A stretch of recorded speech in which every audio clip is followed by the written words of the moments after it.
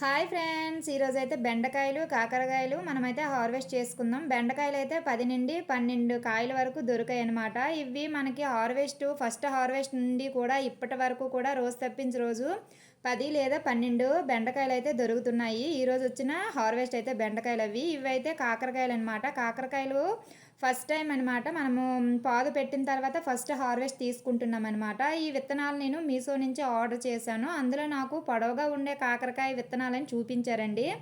కాకపోతే రెండు కలిపి ఇచ్చేసినట్టున్నారు. మీకు ఇప్పుడు కనిపిస్తున్నాయి కదా, అందులోనే పొడవు కాకరకాయలు పొట్టు కాకరకాయలు రెండు కలిపిస్తారనమాట. ఇప్పుడు మనం హార్వెస్ట్ చేసుకోబోతున్నవి పొట్టు కాకరకాయలు అనమాట. మనకి ఎలా తెలిసాయి అనేసి అంటే, చిన్న కాకరకాయ పండిపోయింది చూడండి, అదైతే విత్తనం కోసం అలా వదిలేసామన్నమాట.